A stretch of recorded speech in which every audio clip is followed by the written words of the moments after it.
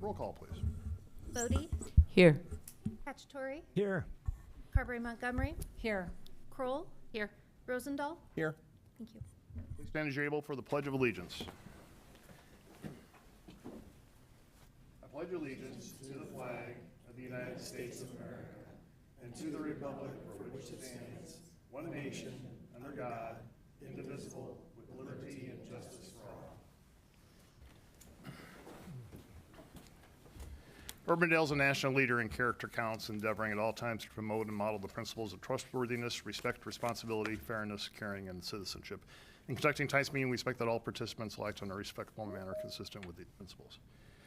Item 2 is to approve the agenda. I'll ask for a motion. So moved. Motion by Kroll, Second. second by Bodie. Discussion, please vote.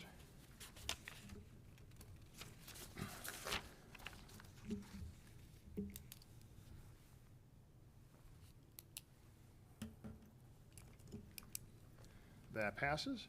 Item 3, presentations. Before we get to the ones that are listed on the agenda, we do have another special presentation, and that is for the 4th of July committee and the fireworks buttons. And I'm going to introduce Mary Polson to come up, and the rest of the committee to, and everybody else from the committee to come on up. And we're going to have a ceremonial selling of the first pins, right?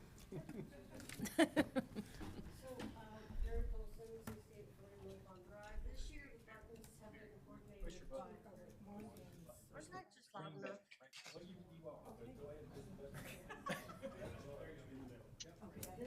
This one that says push. The one that says push. I'm catching on here.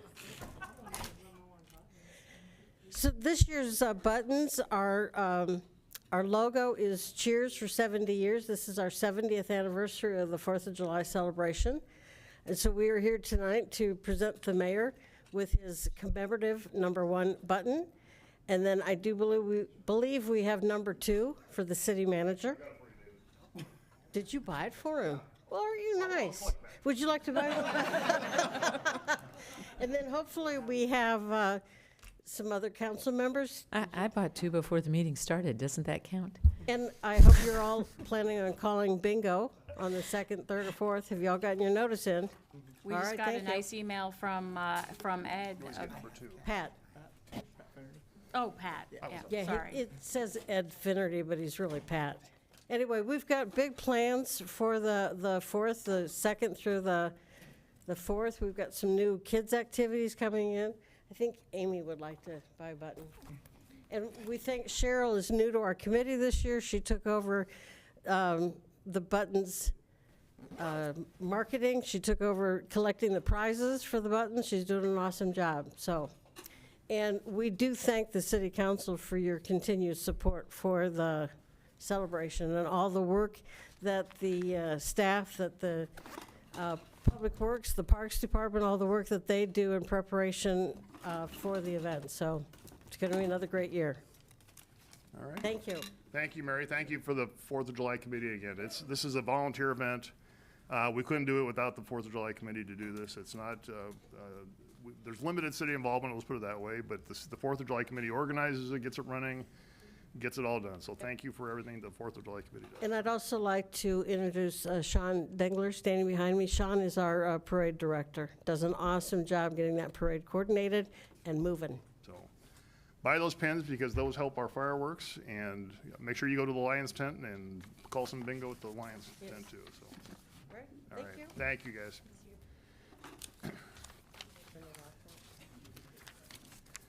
And we're hoping for no rain and 75-degree weather too. Yes, please. All right, we move on, and we have another wonderful proclamation for the Urbandale Boys Soccer 2025 State Championship team. Whereas the Urbandale High School Boys Soccer team has demonstrated exceptional talent, dedication, and teamwork throughout the 2025 season.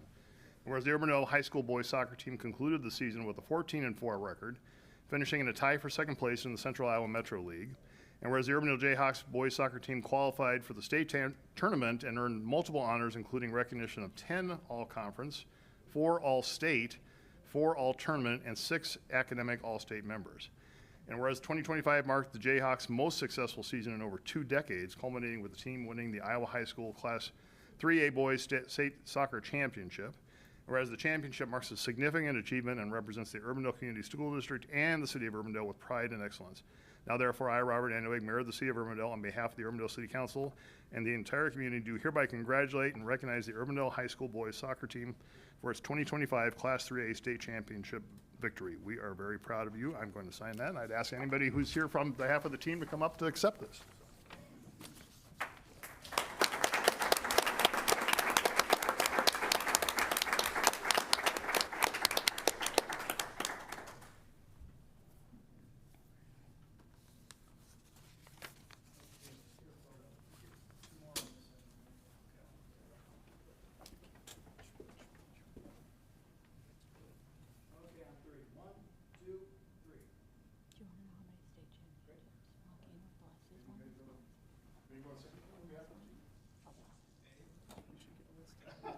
I'll just say for the sake it's great to have the support that we do through the Urbandale community.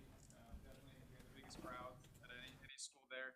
And it's just great to know that this is such a great community that supports their athletics, high school athletics. We're just proud that we're able to do this. So thank you. Congratulations.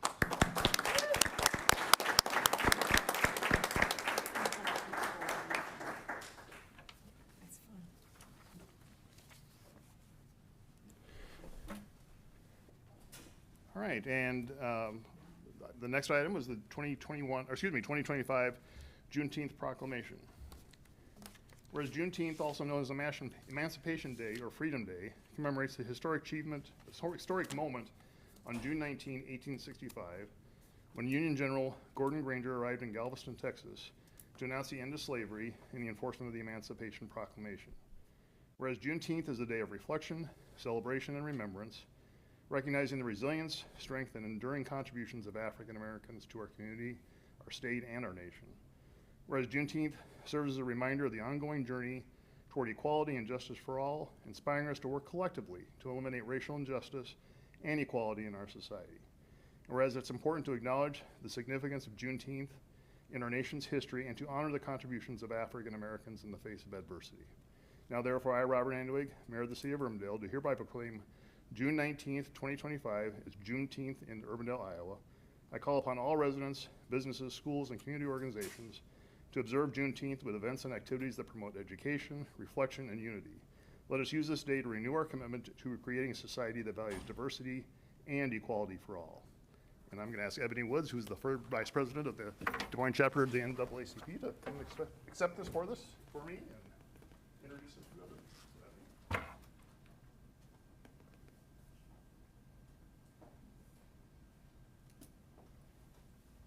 We also have our first Vice President Arnold Woods Jr. and our Secretary Danielle Dunbar Mitchell here to accept this proclamation.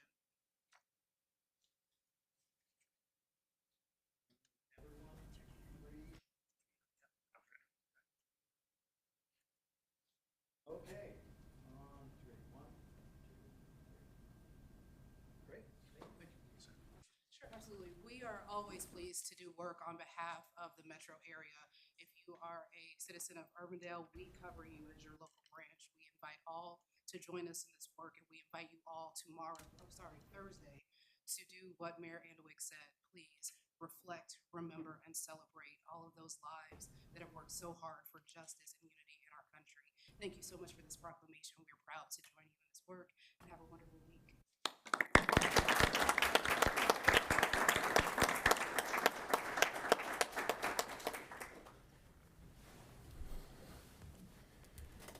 Okay, we'll move on to Citizens Forum. This is the opportunity to address the council on something that's not a part of tonight's agenda. Does anyone want to address the council this time? All right, Tom. Come to the podium, please. Yeah.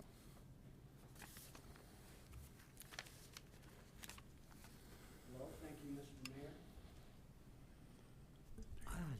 Thank you. Thank you, Mr. Mayor. I'm in favor of stormwater management. Tom, if you can just introduce yourself for the record. We know who you are, but just introduce yourself for the record. So I'm Tom Small. My wife, Linda, and I live at 4733 76th Street. That's 2 blocks north of Meredith, and that's the northeast corner of Urbandale that is in the Deer Creek watershed. Tonight, I'd like to follow up on the great idea that the young man mentioned at the June 3rd meeting, where he was talking about implementing and planting more native prairie grasses in areas to slow down the stormwater runoff. And I'll be reading from my notes here that you have copies of. Now, with the immediate need to conserve water usage and the eliminating grass lawn irrigation in the news, this is a good time to find more ways to be responsible and compassionate for our own downstream stormwater runoff quality management. Here in our city, most of the area flows into the Walnut Creek watershed. Recently, several of my friends and us were talking about the need for more rainwater, stormwater retention ponds. And hopefully in the next cycle, as we review the city budget, perhaps there are some incentives that could be offered to parking lot owners to install more rain gardens. One potential example might be at the corner of 73rd and Hickman.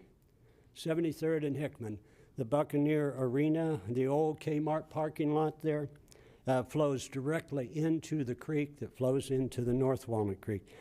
This is consistent with these ideas for rain gardens would be consistent with the Urbandale Sustainability Action Plan, Chapter 4, page 78. So thank you, Mr. Mayor and City Council.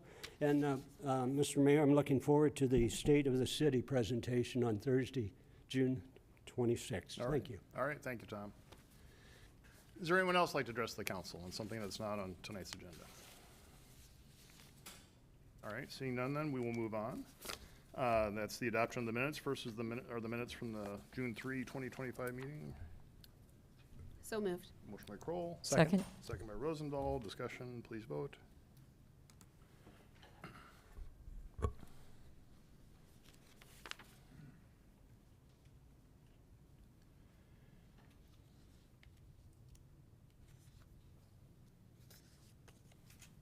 That passes. Item 5.2 are the minutes from the June 10 Lunch and Learn. So moved. Motion by Kroll. Second. Second by Rosendahl. Discussion, please vote.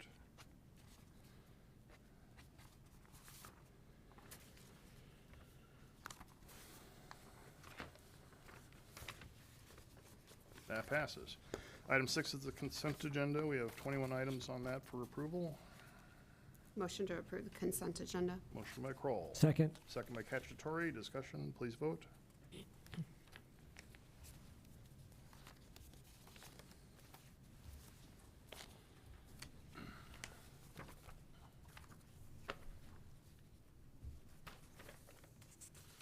That passes. Item 7, public hearings. We do have one public hearing, and that is item 7.1, which is a public hearing to consider the Des Moines Christian School voluntary annexation. The public notice for this was published in the May 30, 2025 Des Moines Register. Ask for any objections to that notice is published. There were none. Is there a motion to open this public hearing? So moved. Motion by Rosendahl, Second. second by Kroll. Discussion, please vote.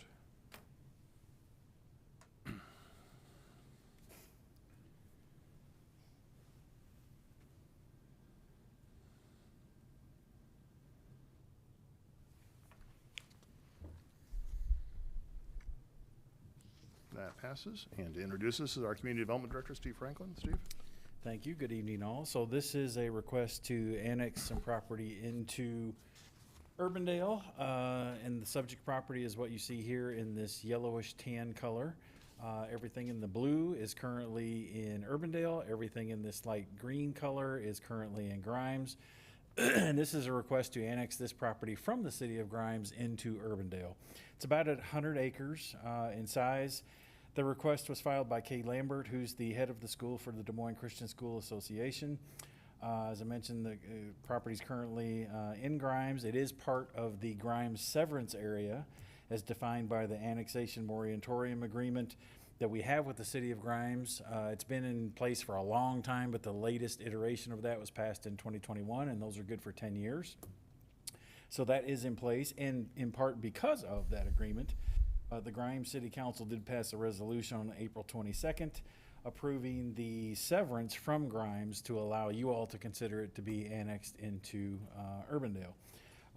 As you can see, corporate limits currently adjoin to the east. This is the Days Run West Villas. This is the Days Run West plats, and then this is Webster Elementary here, and then you've got the residential across the street on the south side of Aurora, which runs here along the south side of the property. Meredith Drive also obviously runs along the north side. This is a fairly straightforward request tonight. It only involves the annexation of the property. Should you approve it tonight, it would then go to the City Development Board, and Maria and I have been working on the filing for that and would expect to do that here very soon, hopefully yet this week, and then they would begin their process to consider approving both the severance and the annexation into Urbandale. So obviously this is just the first step. Should you approve it, City Development Board approves it, then there will be many steps to come, including a rezoning and a site plan and all of the details that we can talk about later. At this point tonight, it is only to consider the annexation. With that, be happy to answer any questions. All right, questions for the council, or from the council for Steve at this point? All right, seeing none, then we are on public hearing on this item. This is your opportunity to address the council. Yes, I'll recognize you first, ma'am, if you can come up. Please come up and give your name and address for the record.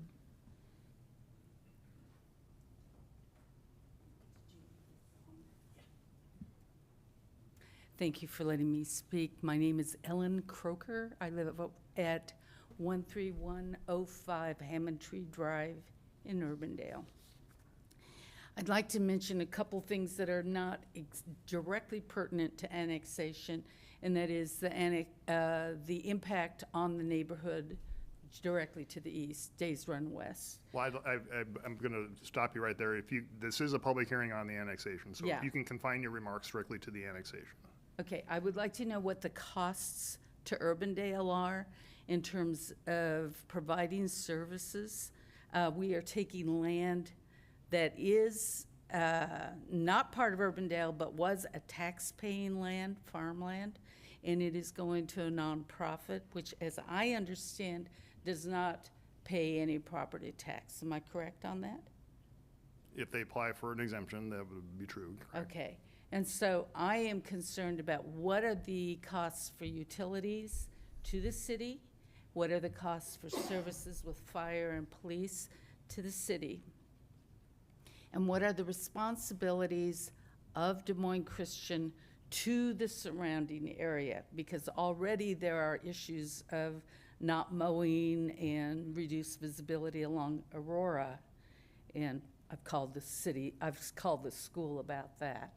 So if we're gonna have a reciprocal relationship with Des Moines Christian because they're coming into Urbandale, I would like to know what the costs are gonna be to the city and to the taxpayers.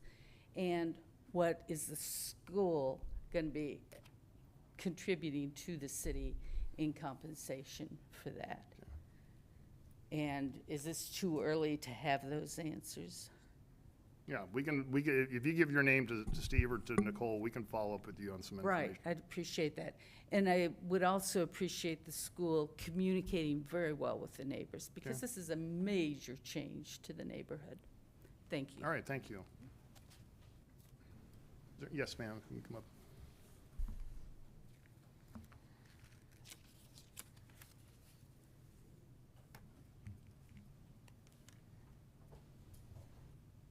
Hi there. My name is Renee Schulte. I live at 14202 Goodman Drive. I'm on the northeast corner of that piece of property that is going to be annexed in. I'm not opposed to the annexation itself, but I do have some concerns about it not extending to that intersection there on Aurora and 142nd, the curve. If you would look at that map again, you'll see that past where the annexation starts or stops, it continues to remain in Grimes. And that particular curve on Aurora that curves on to 142nd is pretty dangerous, and we have regular accidents where people fall down the sides of that particular steep curve. And if we bring high school and teenagers into our community, I'm really concerned that they're gonna not make that curve because they don't know it's there, and it's pretty dark and lots of deer. And so with it not being annexed in all the way to that curve, I've talked to your city planners before, and they've told me they can't fix that piece of 142nd because it's Grimes. So my concern is this annexation may not be broad enough to actually take care of your road considerations and challenges in that segment if we're going to develop it out further. So I'd like you to consider that particular piece of land and whether or not that should be annexed in as well so that you could fix those issues before somebody really gets hurt. That's my only concern. Okay. Thank you for listening. All right, thank you for your comments. Would anyone else address the council? All right, Seeing no others, I would ask for a motion to close the public hearing. So moved. Motion by Kroll, Second. second by Rosendahl. Discussion, please vote.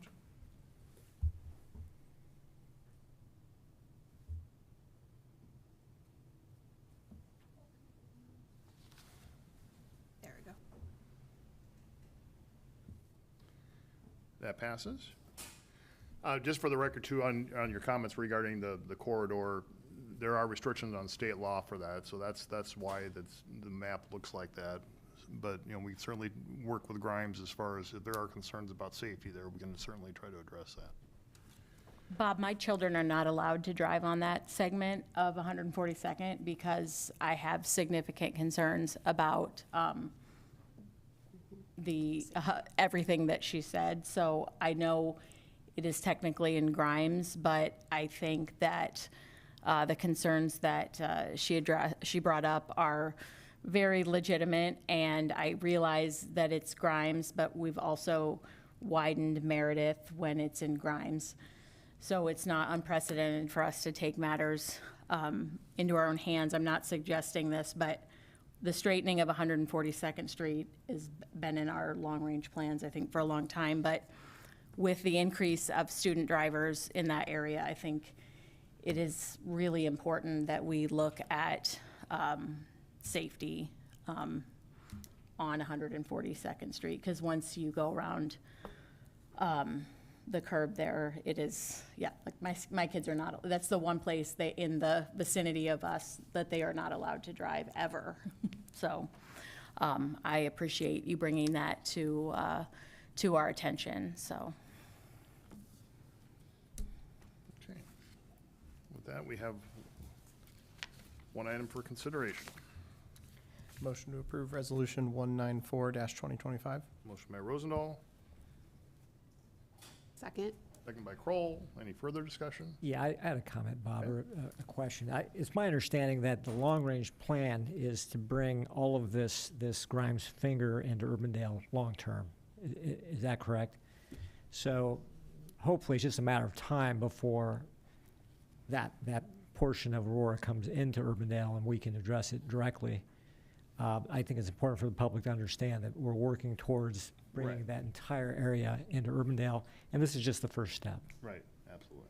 Absolutely, thank you, Joe. And I'd like to comment too. I thought Helen Croker's comments were on point about trying to make sure that as we work on this down the line, that we're really working effectively with the school to get as much cooperation and collaboration with the community as we possibly can. Absolutely. That's a very good point, and I'm sure we're going to work on that, but we need to. All right. Any further discussion? If not, we have a motion and a second. I'll ask for your vote.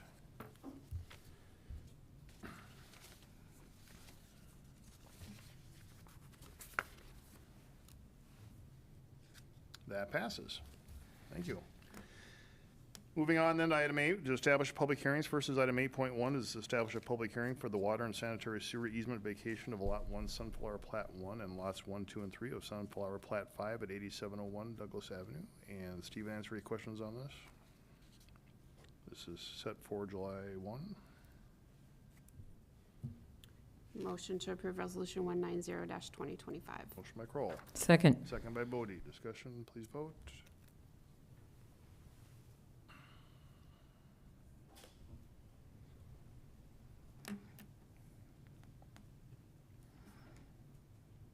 That passes.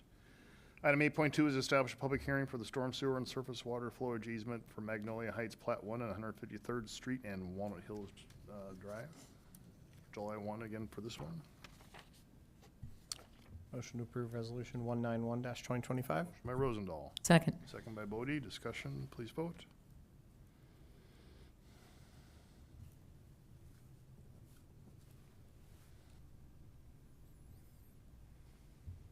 That passes. Item 8.3 is to consider, establish a public hearing to consider the library chiller replacement for July 15, 2025. Move Resolution 193-2025. Motion by Bodie. Second. Second by Cacciatore. Discussion, please vote. Excuse me.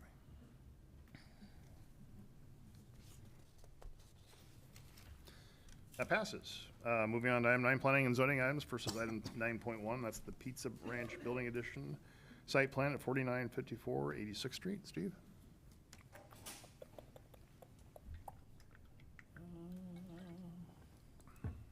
There we go. Okay. So 2 quick, easy site plans for you tonight. This first one is Pizza Ranch, 86th Street, just south of the interstate. And what they're proposing to do, and they've been talking about this for a long time, and they were kind of waiting for us to change our parking regulations so that they could propose this and have it be something that would work. And actually now with the total parking spaces, they actually have 1 more than would be required. What's being proposed is to add this area here on the north end of the building that you can see here in this dark black line. They would take out about 8 parking spaces that are currently existing where that building would go, but as I mentioned, that does still give them enough parking spaces based on the current parking regulations. And this would be an area that they would call the fun zone. It's a gaming and arcade area for restaurant patrons. So it would be for people that were there that were going to eat already anyway. Would be an area for their kids to run around and have some fun while they were there. So it is a total of, well, the current restaurant is about 6,250 in terms of square footage. This would be just under 2,000 additional square feet that they would add here at the north end of this building. As I mentioned, they would now have 71 spaces. Code would require them to have 70. And with that, I'd be happy to answer any questions. Recommendation for P&Z is to approve. All right, thank you, Steve. Any questions? Is there a motion? Motion to approve Pizza Ranch Building Addition Site Plan, subject to conditions. Okay, motion by Rosendahl, Second. second by Kroll. Discussion, please vote.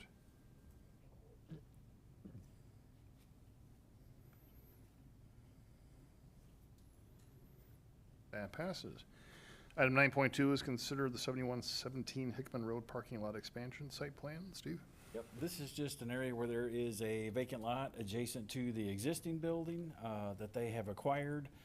It is currently being used as a dental office. It was different uses in past years, but now it's a dental office. And they would like to expand the parking lot, and so it would be a net add of 12 parking spaces. So this dark area here is the area that there would be new parking spaces. They would reconfigure a little bit of that existing pavement, but in total, when all this is said and done, this entire area, including these new parking spaces, would make up their total parking, which would be 40 parking spaces, which does meet the code requirements for the number of dentists that they have and would make them compliant with code. It's an opportunity for an existing business to grow a little bit. They need those parking spaces, and that's a good thing. They had the room to do it. Planning and Zoning Commission recommends approval. Be happy to answer questions. No building proposed, just new pavement. Yeah, I had actually had a question about this because this was adding parking to a plan that was approved in 1982. Right. And I believe there was 1,000 cubic feet of detention required. And it didn't look in the notes like that was changing. And yet this parking lot is kind of doubling in size. Right. So I was wondering about the logic of that. John, I'm going to defer to you to explain it. This is our 10,000 foot rule, right? Okay, so several years ago, when they were looking at making revisions to our detention ordinance, Capital Crossroads worked together on that. Basically, it was decided on these smaller sites that, or any site, you could do up to 10,000 square feet of improvement before additional detention was required. So that's fairly common through the metro, and that is what our ordinance does lay out. And so how big was this overall then? I think it was 6,500, yeah, somewhere in there. And that's a cumulative, so if they came back and did another expansion and they went to, say, 12,000, then they would trigger need in the detention. Okay, thank you. So this puts them like right at the minimum now of what they would need?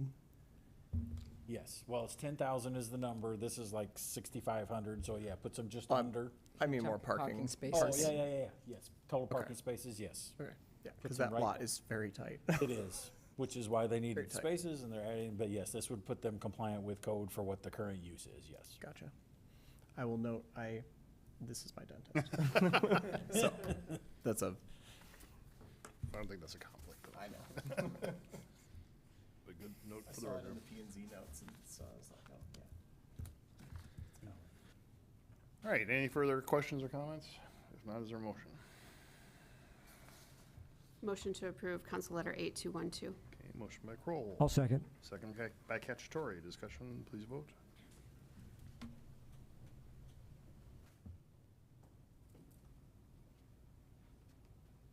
That passes.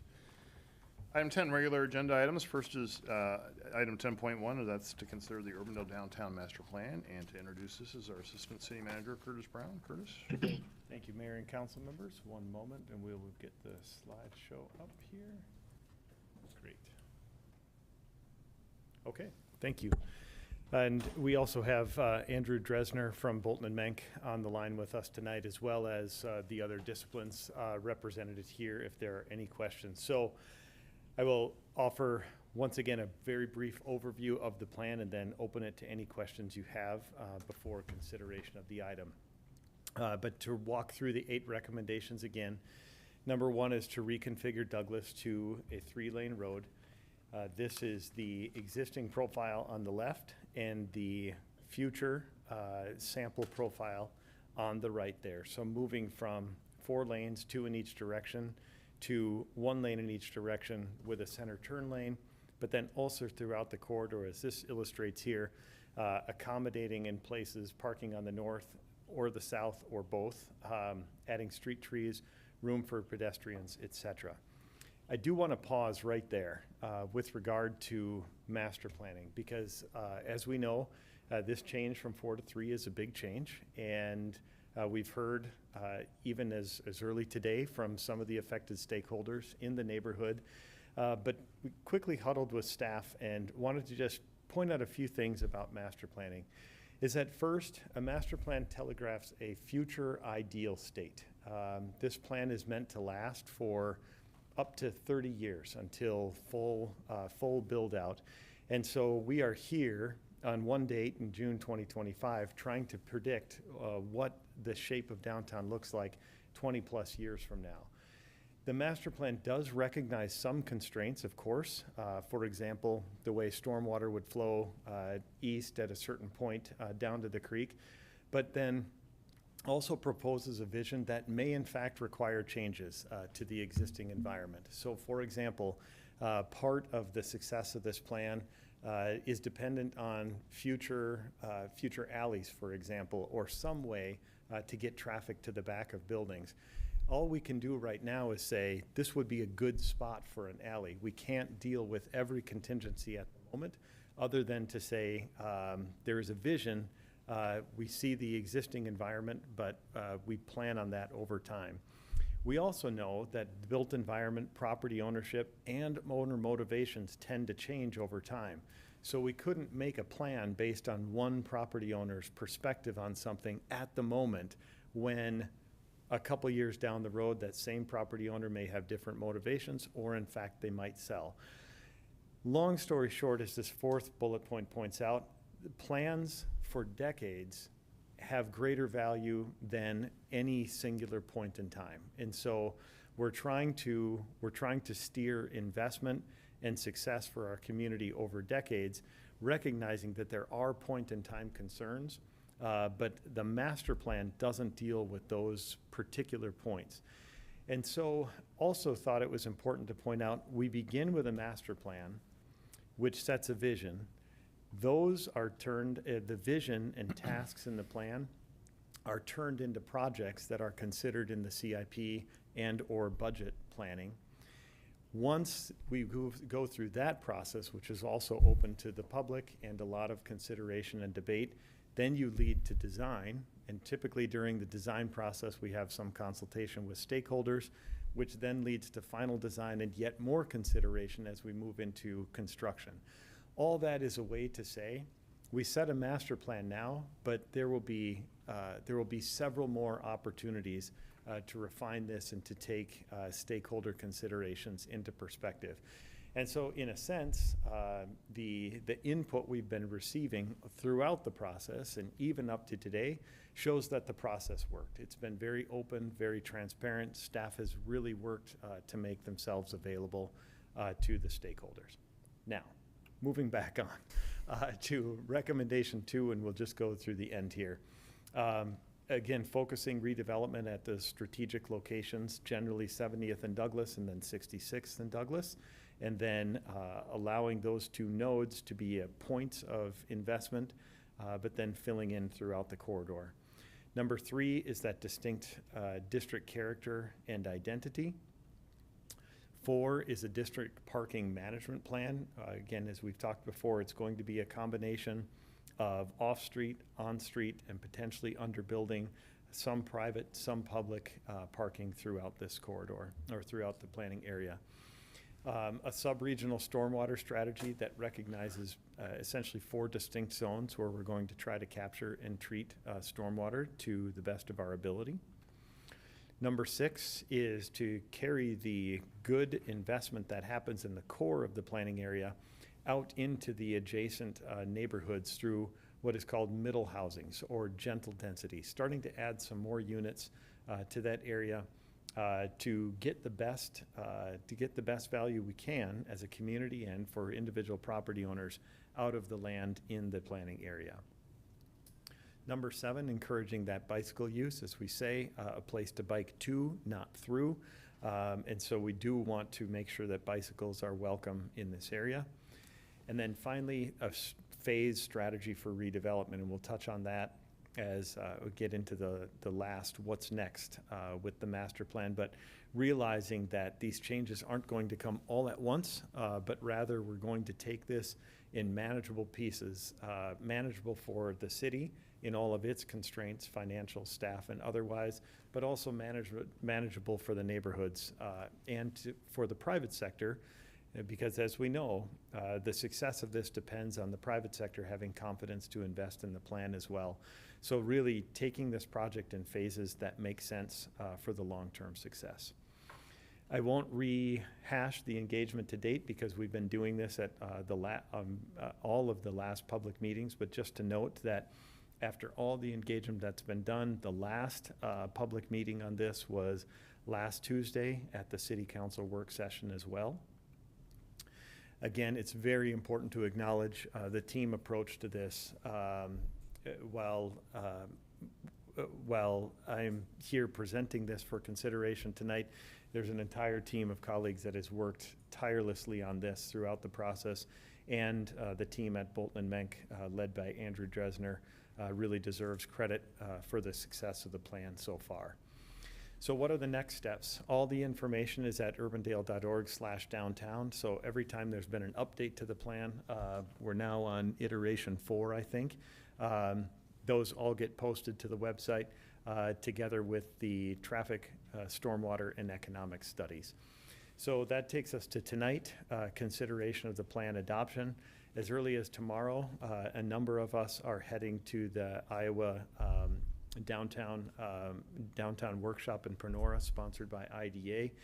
And then post-adoption, we'll get into final version production, so every I dotted and T crossed, and then finalize this, and then move into plan implementation, which in fact is already in the formative stages. A team led by Aaron DeYoung and Annika Schilke are starting to work on what the zoning looks like for those first investments, because as we see private sector interest in this, we want to be there with zoning that can facilitate their investments. So with that, I will end my comments and open it to any questions the council might have. All right, thank you, Chris. We certainly wanted to have you have more time tonight than you did the other day. Oh, sure. There we go. That was the speed dating version the other day. Yeah, that's right. That's right. So thank you for this. So Certainly. any questions? I just want to really appreciate Curtis's observations about this kind of planning. It's very true, and it's not some moment in time, and then that's supposed to be there for the next. Just very well done. Thank you. Certainly. When you had the slide for the right-of-way work up, is the general idea that there needs to be curb movement when it comes to Douglas, or is it primarily going to be able to exist in the same footprint? There will be some movement. There are places where it matches up. There are places where we've identified where we do need to acquire more right-of-way through the area. One of the things we've looked at is post approval of the master plan. That'll give us the chance to start to look at design. We think that the first step will be paint to look at the changes there. But certainly there will be places where the curb line works for the future. There will be other places where we know that we're going to need to move retaining walls back and adjust those curb lines. Gotcha. So generally, it's not going to be just like this, everything has to come out. It's going to be a little bit more targeted about, we're going to work on this area, then this area. Certainly will. Or work like that. Certainly, and we'll salvage what we can through the process. Sounds good. Thank you. Mm-hmm. Any other comments? Well, this is exciting, Curtis. Thank you for all your work on it. Thank you to the entire staff and Bolton and Mink on this, and everybody's participation in this. This is truly a great achievement, and as you said, it's going to be a lasting plan and something that we're going to build on for many years. So Certainly. It's a beautiful plan. it is. It's a very good plan. I want to make sure, Andrew, if you're online, is there anything that, from the consultant's perspective, you've been with us for a year now, is there anything you need to add or want to pass along? The only thing I'd like to add is appreciation for the opportunity to work on the project and with your terrific staff. So regarding content on the plan, you covered it perfectly well, and I just want to express my appreciation and excitement for the plan as well. I look forward to seeing it implemented. Thank you. Thank you, Andrew. With that, I'll accept a motion. Motion to approve Council Letter 8210. Motion by Kroll. Second. Second by Bodie. Discussion. Please vote.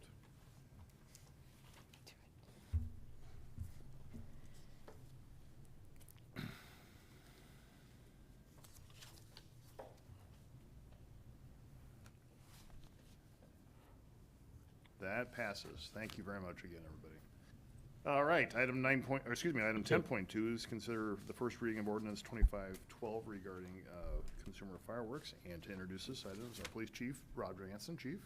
Good evening, everybody. I'm really here just to answer questions. Maria did the work on updating the ordinance. I added a little section to make sure that we were very specific about this has to be done on your own property.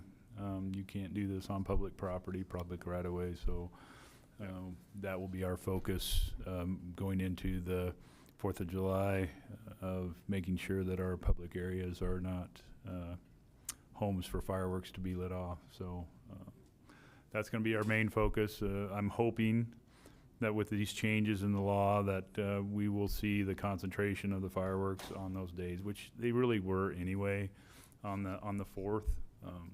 I know that some of the council members, if not all, are not super thrilled about the changes in the law.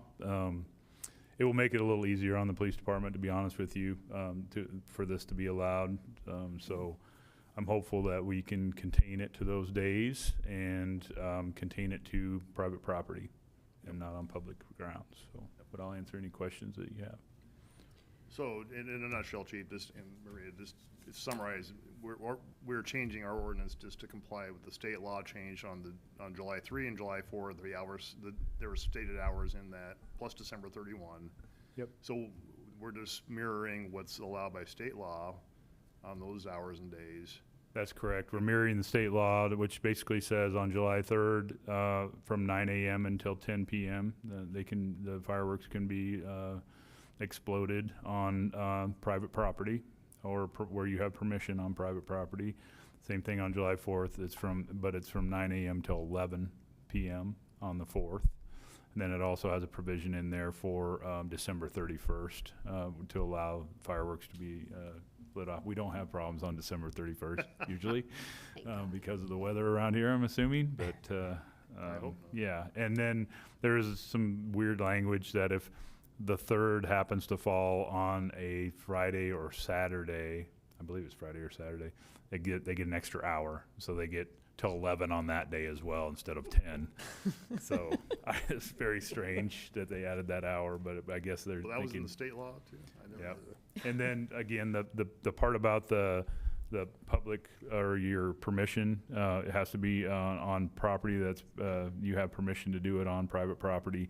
I just took the language right out of the state code and added it to ours just to highlight that it won't be.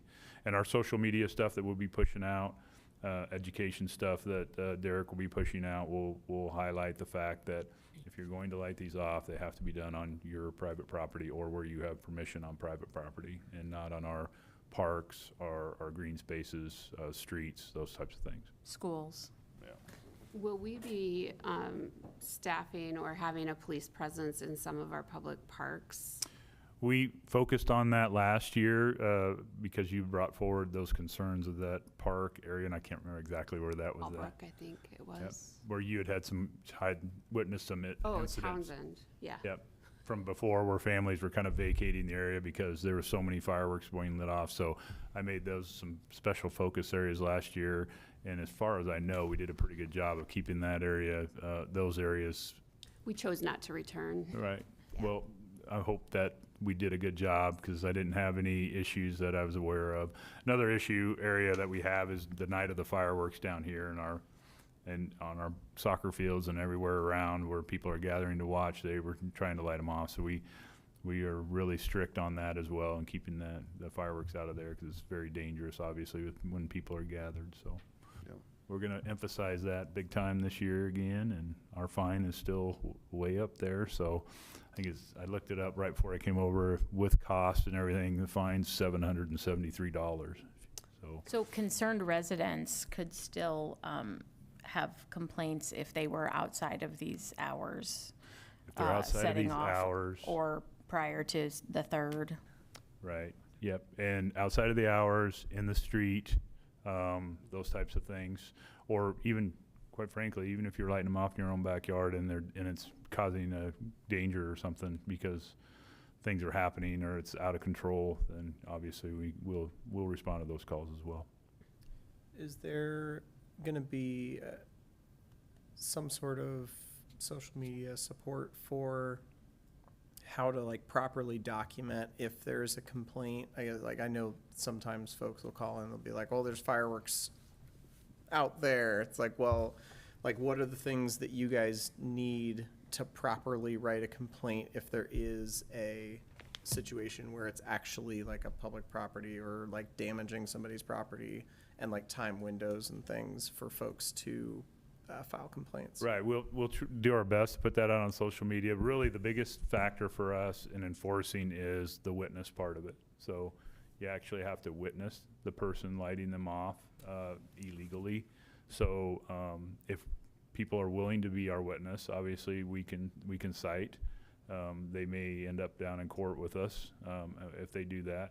A lot of the complaints we get in are anonymous, or we don't have that witness part of it, so then we try to witness it ourselves, and then we can cite. It's difficult. A lot of these, as you can imagine, are done in the backyards and things, so when we roll up, by the time we get around to the back, get out of the car and get to the backyard, it's hard to catch somebody in the act of lighting them off. We can get admissions and things like that too, which we work on doing once we respond to something. So yeah, we'll do our best. Yeah. It's difficult. Yeah. Mm-hmm. I had a question yesterday. Someone asked me if video is appropriate and or if they should spend their time taking video of people lighting them off. That's a great question. I don't know if it matters. Yes, video could take the place of an actual, witness. If they provide us the video and it shows specifically who is lighting them off, and we can identify that person by either, recognizing their face or by clothing, or there's some things we can do to say, yeah, that was the same person. He has the same red shirt on and the blue hat or whatever, and they're lighting them off on this video, and then we could use that as our probable cause to write the citation. Thank you.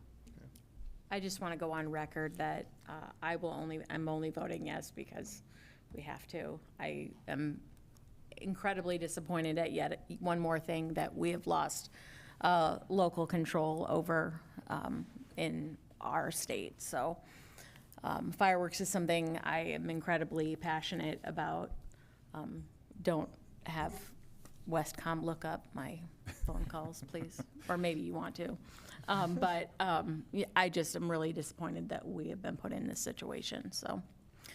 But I appreciate your work and your department's work and Maria's work to get us compliant. Yes, this is totally to comply with state law. That's why the changes are being made. It's not because we want fireworks necessarily to be lit off in the city of Urbandale.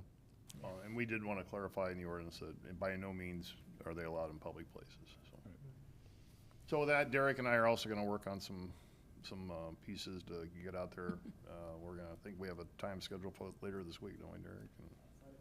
Yep, so we're gonna push out some things as well. We've got some talking points that we're gonna do, and so the first reading would be for tonight, and then the second and third readings we would propose for the July 1 meeting, and then obviously this is in effect for the third and the fourth. Out of just clarification, for businesses who have individuals lighting off fireworks in their spaces, is there protocol just to call you as well? Yes, if they haven't given permission to that person to light fireworks off, the businesses can call us and we can cite there as well, because they don't have, that's that permission piece. And then is it a trespass type situation, or is that just lighting fireworks off, or does it depend? Well, they could, the business or the owner of the property can always trespass somebody off of it, so they can do that. Normally, the way we handle trespass is a notice. So let's just say Hy-Vee had someone lighting in their parking lot and they didn't want them there. We would go up and notify that person of trespass, and if they refused to leave or came back, then we could arrest them or cite them for trespass. But the fireworks would be outside of that. If they're lighting them off and Hy-Vee says, we never gave anybody permission to light off in here, we could cite them for fireworks violation. Okay, thank you. The good news is I think we only have one tent licensed in Urbandale this year, so, for sale, so. Gotta look for the silver lining where we can, I guess. That's right.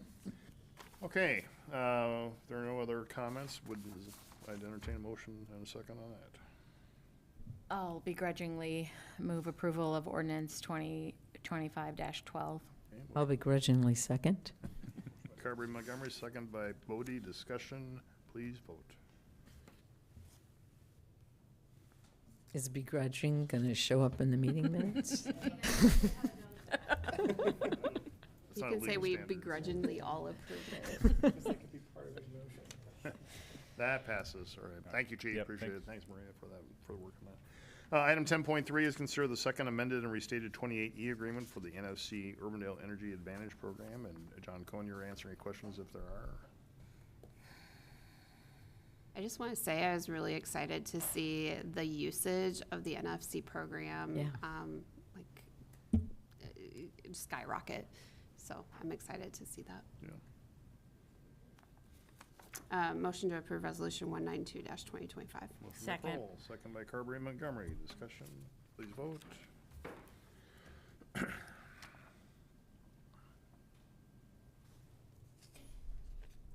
That passes. Item 10.4 is consider the insurance coverages for fiscal year 25-26, and John will present this with. Thank you. Thank you, Mayor and council members. Yeah, this is our annual insurance renewals coming forward. Short presentation for you all. Tim Brunkhorst with World Insurance is behind me. He is going to step up and take the first few slides. I will then come in and take the last few slides and then answer questions that you may have. Tim, the floor is yours. Thank you, John, and good to see everybody again and some new faces. Like John said, I'm Tim Brunkhorst with World Insurance, and I appreciate the opportunity to work with you on your business, property, and liability insurance. My goal is just to provide you with a few slides. My goal is that it's helpful to you to understand what the heck is going on out there in the insurance world, why the price is going up so much. You probably see it on your homeowner's insurance, or if you have businesses, you might see it on your business insurance too. So just a few slides. On this first slide, on the left-hand side, oh, I gotta hit it, okay. Yep. Hit that. Arrow, yep, right arrow. Perfect. On the left-hand side, you'll see the money, and it's all in billions. And then on the, as you go along the lower, that's the years. So in the 80s and the 90s and the 2000s, you know, you had all these storms, but it was all pretty level. And then over the last 10 years, you can see how many more storms and weather-related events and claims that we've had. So, you know, in the 80s, the average loss per year about 23 billion, and then it gets into about 44 billion in the 2000s, and then the last 5 years, the average paid out is $83 billion. So, you know, that's putting a lot of stress on the finances of insurance companies. So more claims, more premium is asked for. So that's one of the reasons. Where are all the claims happening? You can see it in the news all the time. More recently, out east, we saw flooding. Out west, we saw fires, all these different events in the Midwest that we have, tornadoes, you know, all these hail events, and you're seeing wind and hail percentages now on property insurance because of that type of thing. So it's happening all over the United States. And this is just kind of interesting to me. I mean, you know, how many tornadoes do we have in Iowa compared to other states? I mean, we're pretty red, so you can see that we have almost as much, or you know, as any other state in the nation per 10,000 square miles. So, you know, we're pretty red in Iowa. A lot of tornadoes, a lot of events. And then we go on to the liability side of it. What's going on over there? Well, you hear these verdicts now that are over $10 million. We had 44 million nuclear verdicts, and that's over $10 million, meaning, you know, people get sued, and then the jury awards them over $10 million. So it used to be you get sued for maybe $1 million, but now these judgments are going way up. In fact, now they have thermonuclear verdicts, which are verdicts over $100 million, and we've had 27 of those. So, you know, these insurance companies have to pay for those, and then obviously that causes stress on our insurance premiums. And then lastly, there's capacity issues. So, you know, your insurance company will go provide insurance, and then behind the scenes they buy reinsurance. ICAP does the same thing. Well, the amount of reinsurance companies that are out there has reduced. So we've gone from 170 of them 10 years ago down to about 66 reinsurance companies. So what that means is supply and demand.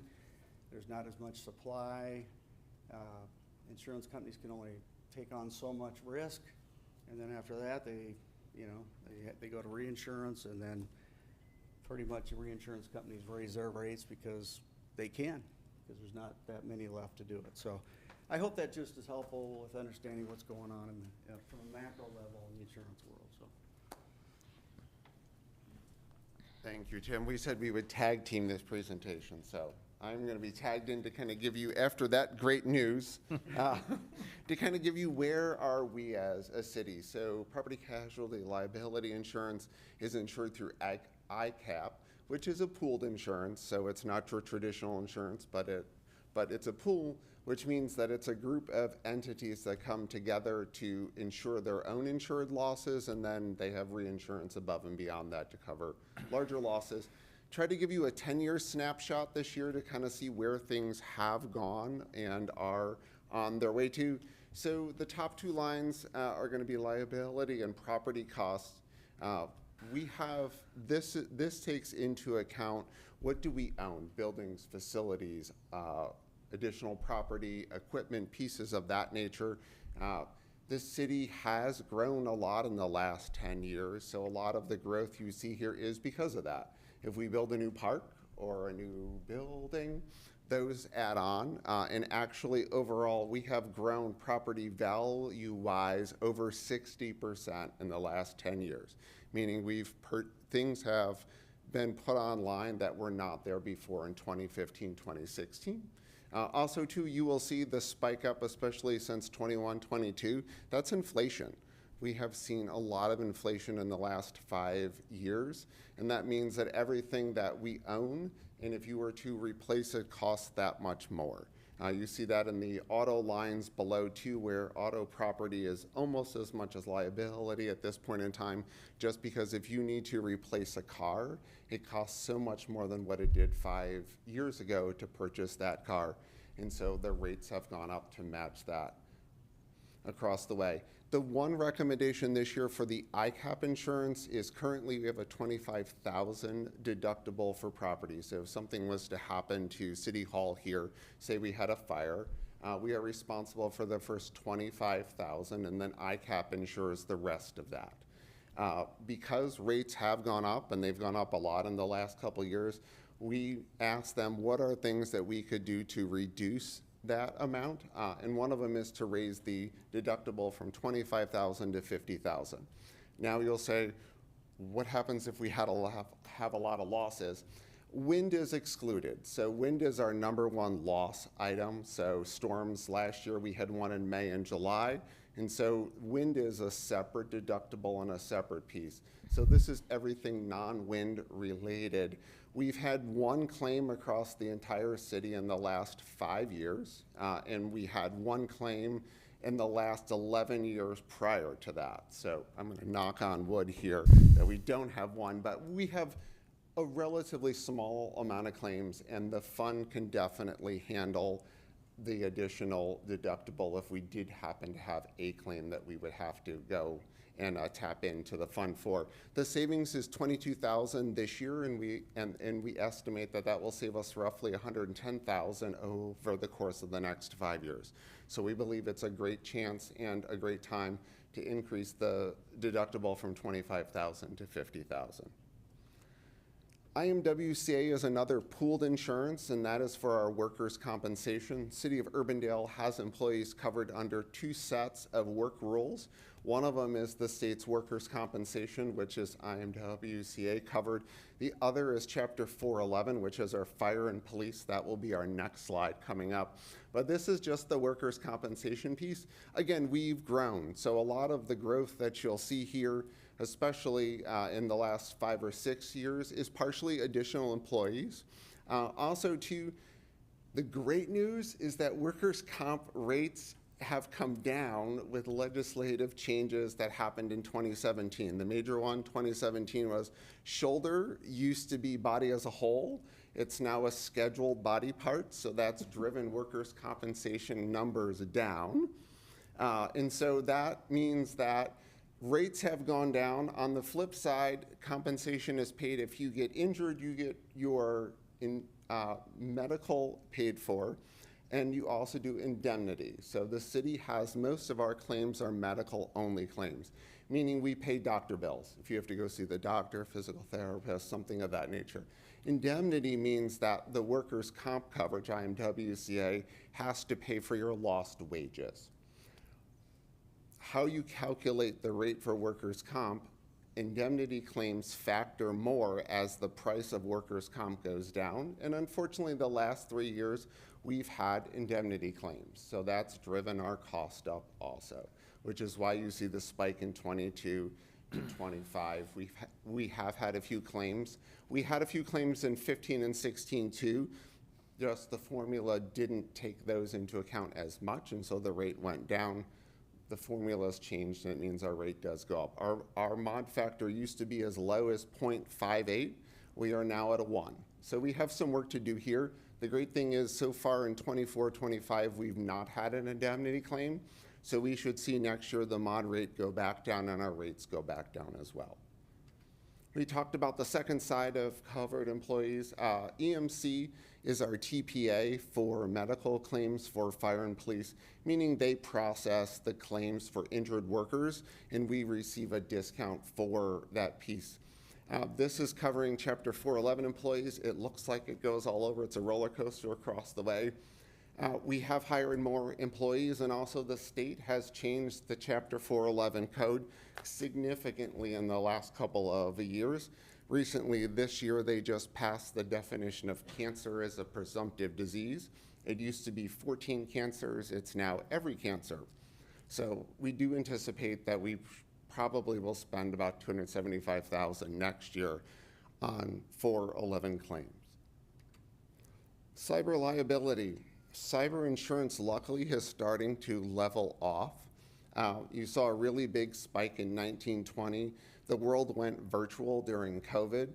Cyber ticked up too. This was a great time for people who had bad intents to do bad things and to extort a lot of people for it. So cyber insurance had to adjust, and we saw prices go up significantly in 21 and 22. Luckily, things have settled off. The bad actors are kind of targeting other corporations and not cities. And so cyber rates have actually ticked down a little bit coming this year going forward. That's an awful lot of information on a lot of areas across the way. Tim and I are here to answer any questions if you may have any. Yeah, I've got some questions. The figures that you were showing, are those the amounts that we're paying to the pool, or are those the actual losses allocated to Urbandale? The numbers here on the ICAP and the IMW say that is actually our premium paid for insurance coverage. I would like to add that IMWC originally wanted 260-some thousand. We got them down to 230-some thousand. We got them down again to 228,000. So we're trying to do our part, saving the city money. You had indicated if you go back to the work comp visual, if you would, to what do you attribute the increase starting around, 2023? Yeah, the increase in 23 was we had 2 indemnity claims. Right, and then it keeps going up through the current time. Have we had more indemnity claims in the last few years? Yeah, we've had 2 every single year for the last 3 years. And we had none for the 2 years prior to that, 1 the year prior. Now, workers' comp is always a 3-year lag, so they don't take 24, 25 that we're currently in now. So it's the 3 years prior to that. So unfortunately, yeah, they were really bad claims year for us. So the legislative changes in 2017 didn't really solve that problem? Not that problem, no. It solved reducing the rates, but not the indemnity issue and calculations, no. Got it. I would love some more work on the state legislative side if they're willing to take that up for us. I would oppose that.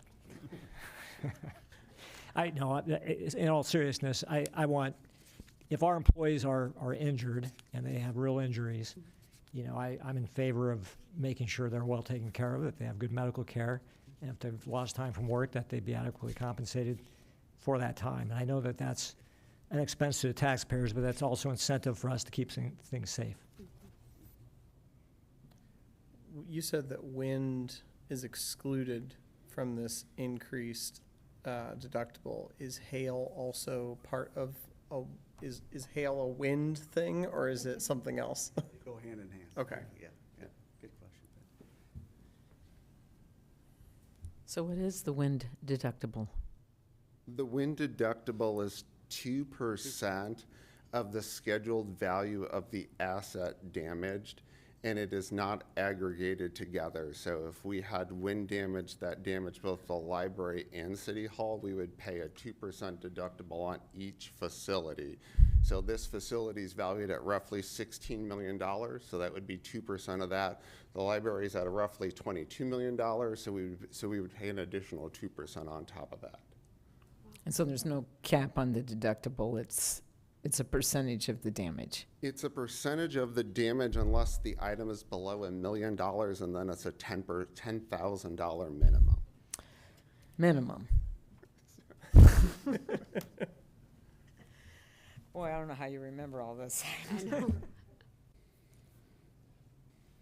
I mean, it used to be they never had wind and hail percent deductibles, but over these last, 10 years, they've really come out with them. In fact, you should check your homeowner policy. It might have a 1%, which doesn't sound like much, but if you got a $500,000 house, that's a $5,000 deductible, so it is quite a bit.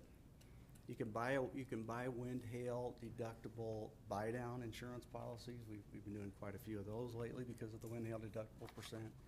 So they are out there. It's a insurance product you can explore, but they're not real cheap either. So. If not, any more questions? If not, thank you. Thank you. Thank you. So we need a motion to accept the quotes. Motion to approve Council Letter 8188. Motion by Kroll. Second? Second by Bodie. Discussion, please vote.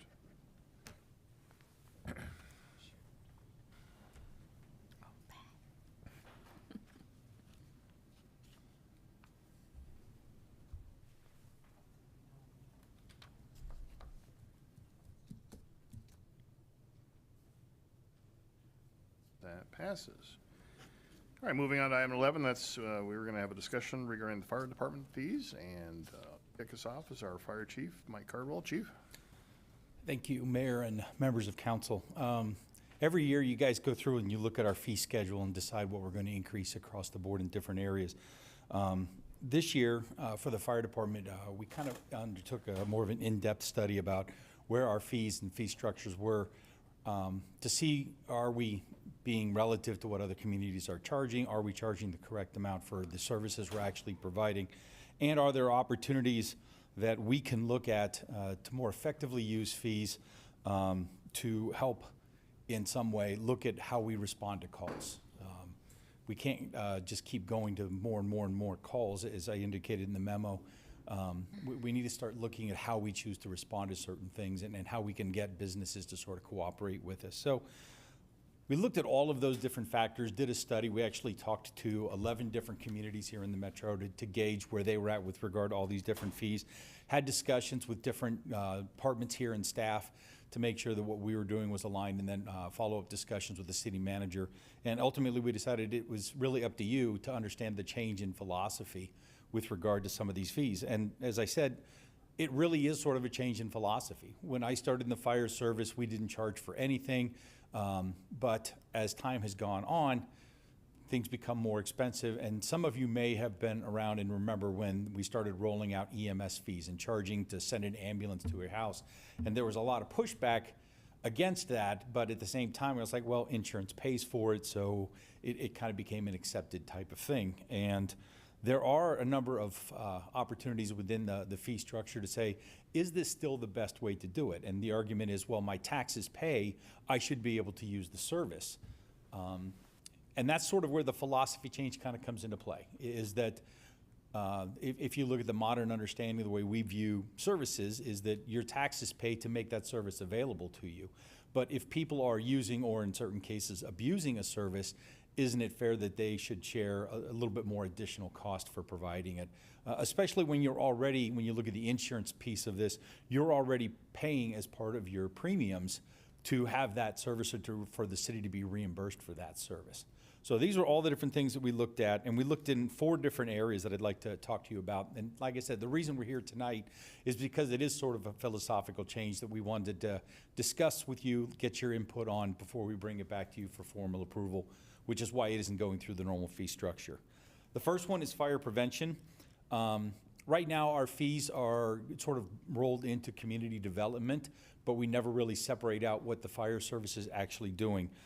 So we took a look at what we charge for our Fire Marshal John Reck, and to give you an example, as I cited in there, one of the new warehouses that we just built at 230,000 square feet, we're billing out $500 for his service.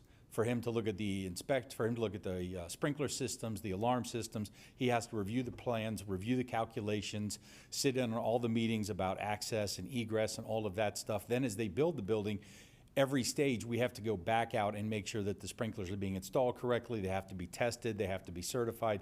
So when you think about the number of hours that our fire marshal is spending on that project, and we're only charging $500 for his time, especially on these bigger projects, it just didn't seem commensurate with the amount of effort that he was putting in. So we took a look at what other communities are doing, and the number that we're proposing, you see that was in the proposal, is actually what Ankeny just went to. They did their own study, came to that number, and other cities within the area are all looking at increasing their fees in a more similar way as well. What does that mean in terms of the city? We anticipate that probably that'll mean about $30,000 to $40,000 potential in additional revenue back to the city for his services. And that's just based on the number of plans that he reviews and the sizes that he takes a look at. And the other change we're doing here is bringing it into a square footage in terms of the fee, which would be administered through our Citizen Serve process. It would just go on with all the other fees that we currently charge if you want to do a permitting process. And that's how that piece would be brought into play there. So that's the first one that we're really looking at doing. The next one is EMS service calls. And again, we started with fees with EMS, and it was a very different time. You called the ambulance sort of as a last resort, and now we've gone to where we encouraged you to call 911. Well, we did a great job. People call 911. Unfortunately, now what we're seeing is, in the last few years, a new developing trend in two areas. First of all is in a lot of the assisted living facilities. They realized that their workers might get hurt moving patients, so they just decided, well, we'll just call an ambulance, and the ambulance can move the patient.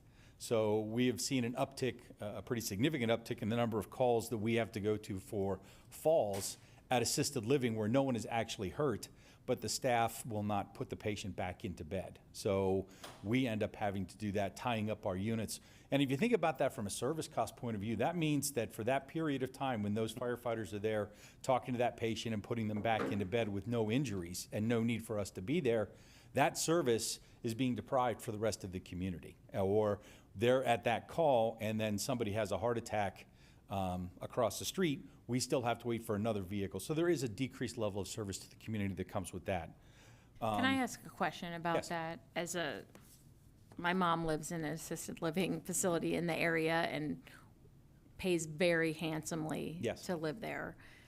And I mean, I can't find the attachment that David sent with this information, or maybe it's in there, but how many calls are, as a, consumer in that area with my mom, that is offensive to me that she's paying $6,000 a month and I'm expecting those folks to help her and they're calling. So let's be clear what we're talking about here. So if you fall in an assisted living facility and you're injured, or they suspect that you're injured, then that is a fall call, and all those calls kind of get lumped in together.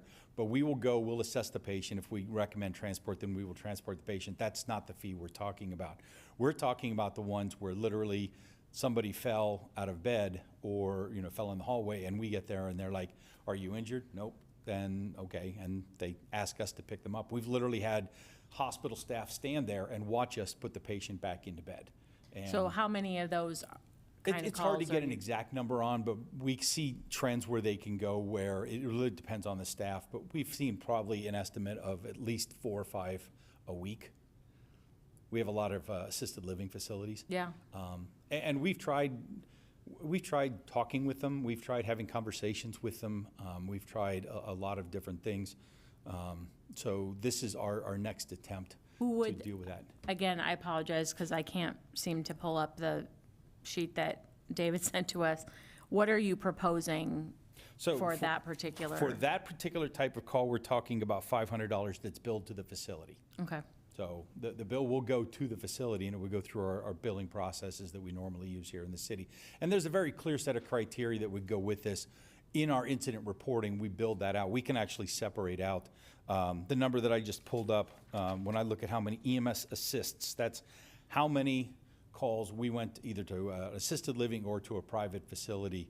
We had 260 times last year where we know without any injury or even assessing patients, where it was just putting somebody back into bed or helping them out of a chair or into a chair, 264 times that we went either to a facility or to a residence to help put somebody back into bed or help them into a chair or things like that. Which is the other piece of the problem is we have, many of you are familiar with the ads that, help by falling and push the button. Well, what a lot of people are doing now is they're programming 911 as the first call to service. So when mom falls, we go, not the family or somebody that's close. We get the call, and we go there, and it's like, do you need help? Nope, I don't need help. I just need you to put me back into bed. So what we're proposing for the residents, a little, again, there we believe it's more of an education process. So we're going to have conversations, have discussions with the family about options. We're not going to start that fee until the third time. But these facilities, we've already had several discussions with, and sometimes sometimes fees are the only way to get their attention. And we are trying to work with them on this. Ourselves and Clive are actually working with Mercy Hospital Group to try to address some issues that we're having with those facilities as well. But this seems to be the only way that we can really target that particular behavior that we want to start addressing. So, and again, to be clear, this is not, just because someone falls doesn't mean that they're getting a fee for that. We have a service for billing, and we, as a routine, if we go and you're injured but choose not to go, if we assess you and you know, go through a whole thing, you still refuse care, that's a fall, that's different. We have the ability to charge for that, but traditionally we haven't. We're not targeting people that are injured. We're trying to identify the businesses that frankly are just shifting risk. And this is a problem universally. We're just one of the first ones in the area to start really taking it on. Us and Clive are working progressively to try to deal with that. The next one we're looking at is motor vehicle crashes. It is our #1 call outside of EMS. We go to a lot of crashes. And this is an area that, again, if there's purpose for why we need to be there, then we don't want to do it. But fire response under motor vehicle crash is actually a standard coverage in most policies. We found out during our investigation. So, and you're going to pass your deductible as soon as you were in the crash. So, and again, to be clear, what are we talking about here in terms of what we're going to bill? And I'll explain how we're going to do it in a minute. Is we're talking about crashes where fire department services are actually required, where we need to arrive and we need to do something. It's not just that we show up and there isn't anything going on or nobody's hurt, then we're not going to go on those. And we're working with our police department already to reduce the number of times the fire department get called to those types of calls where there really is no reason for us to be there. Again, we don't want to be charging people when we're really not providing a service, but we are looking at that, providing that as a standard fee. We have a methodology in place. The departments that are doing that, they get the information directly from the public reports that are available through the police department. That's how we get the, you know, who was the at-risk party. That's who we would be able to bill to. And as far as how do we pick the rate, what do we know to charge? So the state of Iowa actually already has a fee structure in place that has calculated out how much does it cost to send a fire truck to a call. Now, this was actually created back in 20 years ago around hazardous materials calls, where they calculated out, and it was provided in your memo, how they actually calculate out what it costs for a truck and maintenance and gas and having it available and personnel and everything like that. So they created a fee structure that departments can use for hazardous materials. Well, if somebody wants to question where do we come up with a number, it made sense. Let's go with a number that's already universally recognized, that's already calculated, and that can be referenced easily. So that's why we're basing, when it says we're basing it on that fee structure, that's what we're talking about. And we actually have that in our fee structure already, but that'll be the number. Currently, to have a heavy apparatus, which is a fire truck or rescue truck, go to a call, it's $377.42 per hour. It's a very specific number. Chief, but again, you mentioned that you would bill the at-risk party. Are you talking about the at-fault party? sorry, the at-fault party, not the at-risk party, the at-fault party. Okay, and you would expect the at-fault party to have insurance to pay that bill? Yes.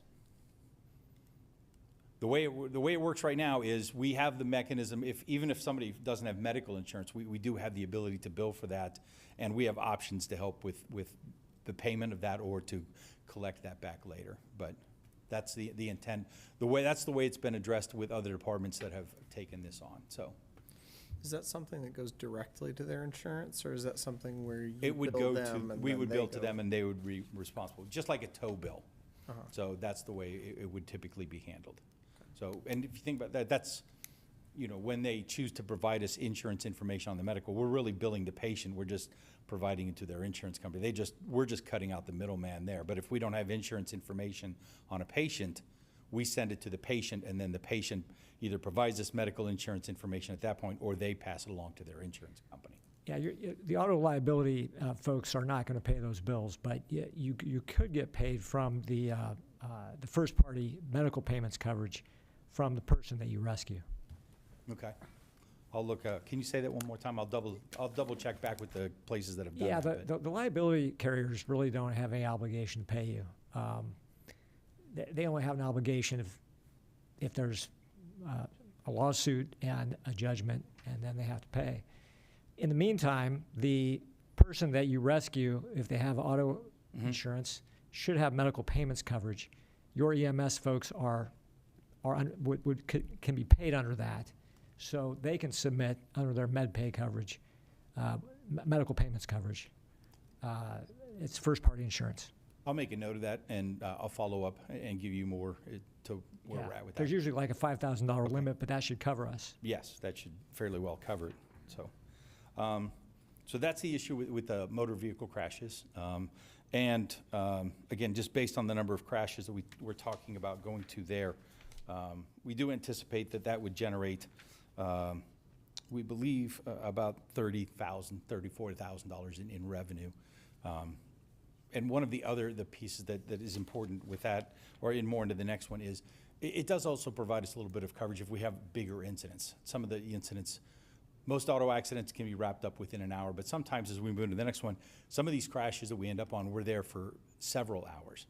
So if there is a hazardous materials release, then we can bill through that, and we already do. But if it's not, then again, we're out there for an extended period of time. Again, the same thing we're talking about, tying up services. And then the fourth type of call we're looking at, which is the extended response incidents. These are working fires where we're going to tie up personnel for several hours. These are the technical rescue and the hazardous materials calls, which we are looking at, again, attaching the hazardous material, using the same formula from the state to attach, to send the bill to. And again, it would go to the responsible party, so the property owner, or in the case of the technical rescue, the hazardous materials calls, it goes back to the carrier, the responsible party. So those are the different types of fees that we're considering and taking a look at. So, questions that I can answer for you? I don't have particularly any questions about that, but just a statement to make sure that Clive and us are aligned in our processes as we move this forward. We've had that discussion already with them, and they've that actually came up prior. We had this engaged talk before you all voted on the 28E, so this isn't a backdoor way. They were aware of what we were talking about doing prior to, and they said that they're in agreement with that. So, in fact, that's why we changed the language in the agreement, the 28E agreement, to make sure that we were all in agreement about how this type of thing would go forward. So that all just kind of melds in together with the closest unit response and everything else. It does. Chief, this is off topic, but as long as you're here, do you see a spike on July 4th in EMS calls? We do, mostly related to, honestly, the parade. Really? Yeah, believe it or not. But in terms of, That's all I can think of too. but in Matt terms Blake of, got bit by a dog. but in terms of related to fireworks, we typically don't. We're active and we're out, but in terms of there being a significant spike, or do we get any major fires as a result? We haven't had any in the last several years. In terms of injuries, most of them are related to just the fact that when you put people together in a social environment, that tends to increase the number of those types of calls. But directly related to fireworks or burns, or then we haven't really seen that. Thank you. All right. Any further comments, questions? All right. How all will I have. this be coming back to us? Should be coming back in the form of an action item at some point. July 1st, right? That Yep. was the expectation, July 1st. Yep, unless we run into a problem. I have asked the city attorney to research something with regard to the fees to make sure I'm not missing something in state law that would limit or change our ability or how we need to do it.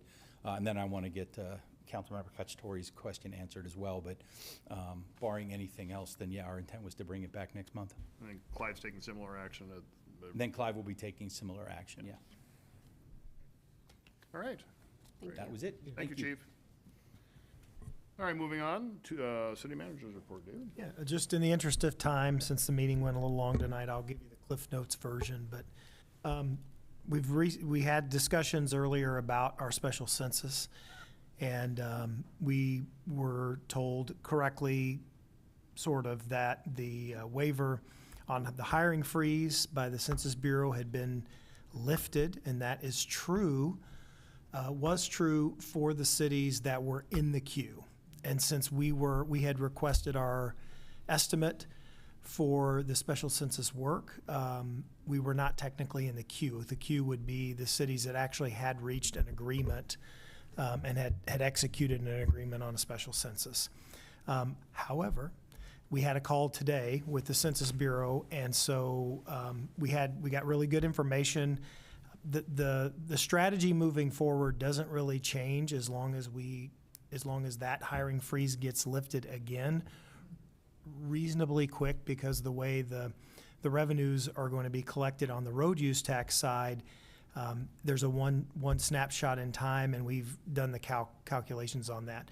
Long story short, I won't bore you with all the details unless you want them. We're going to be in a little bit of a holding pattern right now.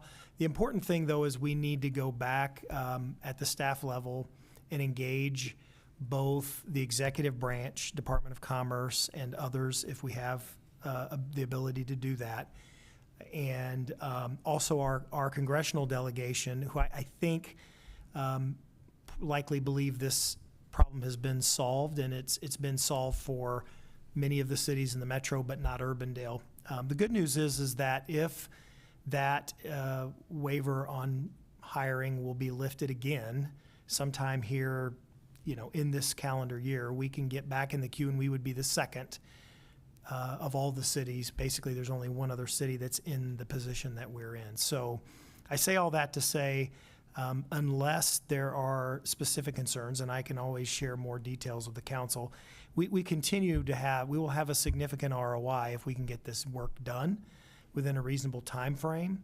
But I'd like to continue to work similar to what we did in DC, engaging our congressional staff and delegation, and also the executive branch on just making sure that everybody understands this is a cost-neutral exercise for the Census Bureau, so the cities end up paying the cost. So this isn't something that DOJ is going to necessarily save any money on. And so they've determined that, and they recognize that for the cities that were in the queue, but then there's still this hiring freeze that it's affecting us. So we're kind of caught in no man's land right now on that. And then the second thing is, and I just throw it out there, and I'll have more details as time goes by, but I really would like I think we can get this addressed for this special census and get our money someday.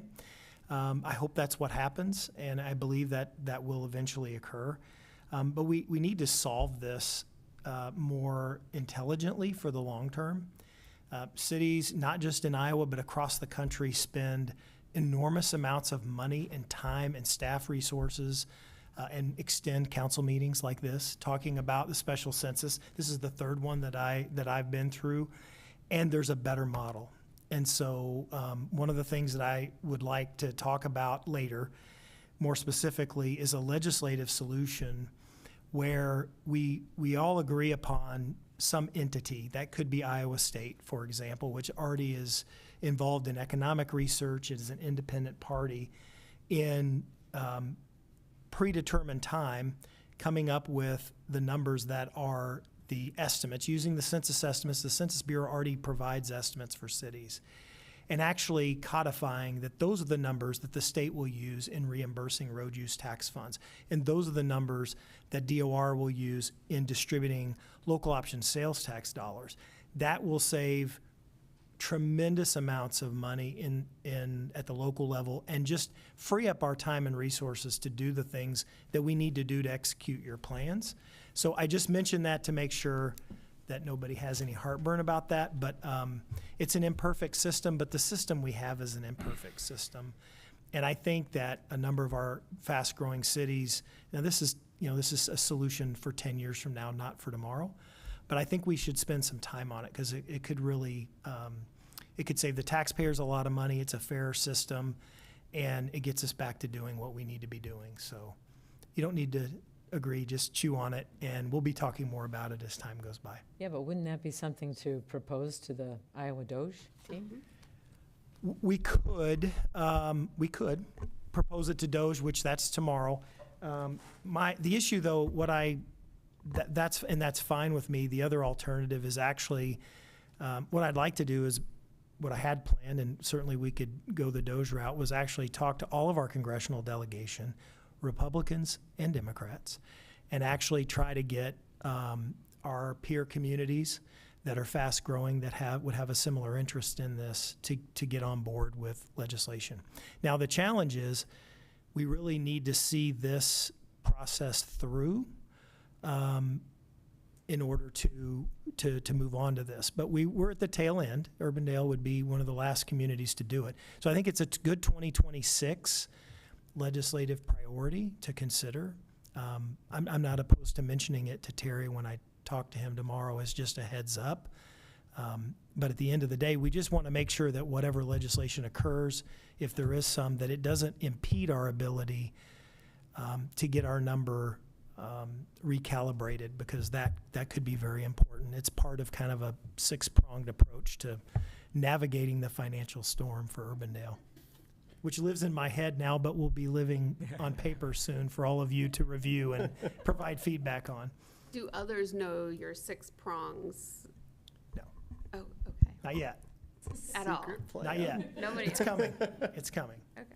Is there a zip code update? The zip code update is, yes, we did have a call, or not a call, we had a meeting today at the staff level on that. It does look like there's substantive interest in the lobbyists that we've discussed. It's in the budget. And so there are about 12, I think we were the 13th community to sign on to that. We don't have an agreement yet to share. We've requested that. But we continue to be on the one bill. There's another bill that we're not on, and the lobbyist, we believe, the lobbyist ultimately would be responsible for advancing both bills and reconciling the cities and getting the cities paired up with each of the bill. We don't really I don't have a preference in terms of who sponsors the bill and all the politics that's involved in all that. We just want to get it resolved. So stay tuned for more information and a potential agreement, which would be a policy decision on a multi-state, multi-jurisdictional lobbyist agreement with their sole charge of getting some of these very similar issues addressed in this Congress. Okay, great, thanks. All right, Amy. Okay, so I feel like last week was a lot of, I felt like a full-time city employee, really fulfilling responsibilities of council. But first, before I say anything, I want to just say my heart's really with the neighbors to our north and the craziness that happened this weekend. I think it behooves all of us, and I think we are all in agreement that violence is not the answer, and it certainly is not, there's no place for it in any sort of elected office or otherwise. With that being said, a couple of things that happened this last week, and Mayor will probably talk about the MAC strategic planning process, so I'll let you do that. Or go ahead. Or I can go ahead. Go ahead. I've got enough typing on mine, but yeah, Okay. go ahead. So the key 3 priorities that came out of the MAC strat planning process were housing, economic development, and homelessness.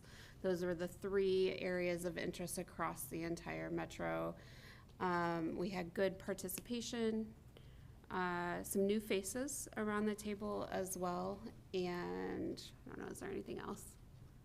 We talked legislative, I mean, just ongoing legislative, and, that crosses a lot of boundaries here, but, I focused on that part of it, so. Yeah, I did not.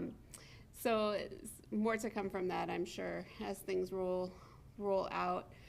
Human Services Strategic Planning Group met. Thanks to Nikki and David for setting the stage in terms of city processes and how those work. I think it helped clarify some language that perhaps may have been used when we were in DC. I got the opportunity to hang out with Icon Water Trails. That was super exciting, pulling honeysuckle and cutting honeysuckle. I may or may not have volunteered our entire council to help do that with our Parks and Rec department at some point. It'll be really fun, Bridget, I promise. I participated in a Boy Scout project or Eagle Scout project as a part of my civil disobedience on Saturday, and planted native prairie stuff up at Polk County Conservation. So good work. it was way out of my comfort zone, almost as if I was on a bike. I was gonna say something can work about a on bike, that. Bridget.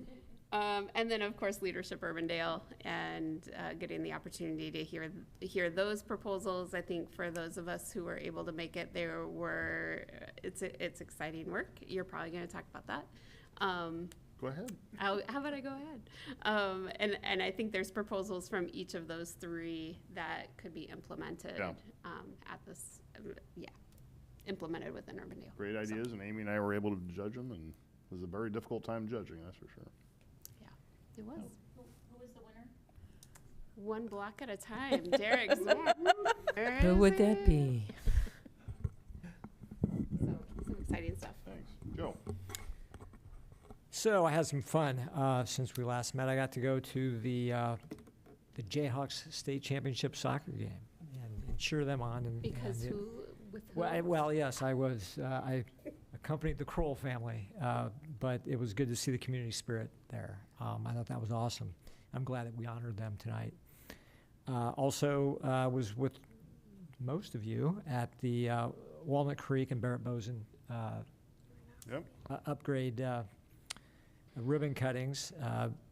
You know, and I was thinking, I don't know if we have a community event at the Walnut Creek Regional Park, but I think it'd be a good place to do something. I'm not sure what that would be, but to try to bring the community there for an event at some point in time, I think would be kind of neat. Also saw all of you at the bike ride was there. The mayor's bike ride is there. That's true. Leadership Urbandale has a couple of ideas. Hispanic Heritage movie was there last year. Okay. Yeah. I did not know Those are two that. things. Well, and I attended the Filipino Festival. I understand the mayor gave some remarks there, and that was at Living History Farms. I think that's it's a nice little feather in our cap to have an ethnic festival like that in the city, so that was kind of cool. The VFW mural ribbon cutting was very nice, and enjoyed that. I want to dovetail on what Amy talked about with regard to the happenings in Minnesota. I'm very grateful to our police department. I think Officer Smith is here tonight to stand watch, and I appreciate him and the folks who protect us. I've never felt like we were in any sort of danger, but as events have shown, you know, it's a dangerous world, and so I appreciate what our police department does, and I really don't know whether we have enough security here. But it's something that obviously, kind of pops into your head when these things happen. So I don't know if we need to revisit that at all. I'm not really worried about it, but it's just something I thought I'd mention. It's pretty easy to kind of pass in and out of this place. Yep. That's all I've got. All right, thanks, Joe. Blake? Just a couple of points. I've got Bravo meeting tomorrow morning, so I'll bring some notes from that. On the topic of parks, the kids enjoyed the Ashleaf Park upgrades, minus the one that's roped off for a back-ordered part, but we'll get there. I think while a majority of the group was attending the Leadership Urbandale stuff, there was a community meeting for the Twin Eagle PUD that I got to kind of just tune into for the radio station that they're considering out there. So we'll see how that goes. And obviously there was a lot of interest in that meeting. It was a very full house. So I'm just trying to keep these all seen and just make sure the people are aware of what the process is. This is there's much more process to go before it would be completed. Yeah, if anything would be completed. So yeah, absolutely. So it was good. It was good to meet with people and hear about the project and hear people's concerns about it. Yep.